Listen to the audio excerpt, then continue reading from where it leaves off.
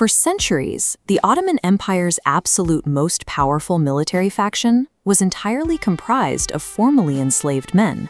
They were called the Janissaries. Long before the rest of Europe moved past feudal levies, the Ottomans built the world's first modern standing infantry, and they became the lethal engine behind the empire's early expansion. But trying to understand their ranks through modern military equivalents, like generals or privates, misses how this organization actually operated. Every member of the corps faced the exact same bargain. They traded away their bodily autonomy and social freedom in exchange for a direct path to elite status. To see how that bargain played out in practice, we are going to evaluate the Janissary hierarchy from the absolute top commander down to the lowest recruit. Think of this as a return on investment analysis. We'll weigh the brutal costs of entering the system against the massive political leverage gained at each tier. Breaking down this ladder shows exactly how an ultra-loyal elite military unit can leverage its internal unity to dictate the policies of an entire empire. This diagram shows the Janissary structure as an inverted pyramid, with the massive base of recruits at the top and the aga at the bottom point. To reach this command required extreme political maneuvering and stamina to manage 196 battalions at once. The outcomes were massive wealth, sultan oversight, and authority to coordinate a palace coup.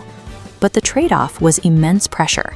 The aga was permanently trapped in a deadly balancing act between a deeply paranoid sultan on one side and a volatile, heavily armed corps on the other.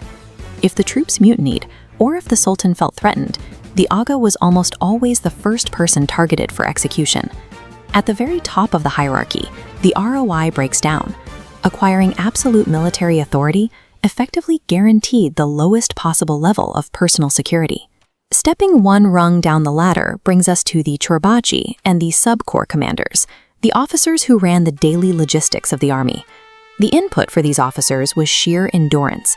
They had to survive decades of combat and adhere to a strict, unyielding seniority system just to take command of a single unit. Their outcome included significant local influence, especially if they were stationed in a major city, and absolute administrative control over their specific unit's finances. The trade-off tied the officer's fate directly to his men. If a unit failed in combat or decided to mutiny, the commanding officer absorbed the immediate and often lethal blame. Dropping further down the ranks, we reach the regular Janissary infantry, known as the Kapikulu. The required input for a regular soldier meant enduring severely strict monastic living conditions in the barracks and fighting in the brutal vanguard during major sieges. But they held an elite martial status, and they had the money to show for it. Look at the ornate gold inlay and red coral studs on this yataghan sword hilt. It's a direct reflection of the immense material wealth these soldiers were permitted to carry. Beyond the gear, the outcome for these regulars included a guaranteed salary, state pensions, and a fierce psychological comradeship that they called the Brotherhood of the Spoon. Maintaining that brotherhood required massive personal sacrifices. Soldiers were forced into mandatory celibacy and strictly banned from engaging in any civilian trade before the age of 40. This middle and lower middle tier represents the most effective trade-off in the system. These men surrendered their individual civilian autonomy, and in return, they gained the wealth, safety, and political leverage of an invincible collective. Finally, we hit the absolute bottom of the ladder, the Ajemi Olan, or cadet novices. The input for a recruit began with the Devshirme, a state-mandated child levy. These boys were permanently stripped from their rural Christian families in the Balkans. They were then forced through a rigorous assimilation process, mandatory conversion to Islam, forced circumcision, and years of grueling, relentless manual labor. Yet the outcome for these captive children was a guaranteed socioeconomic elevation out of poverty, placing them directly into the premier educational meritocracy of the empire.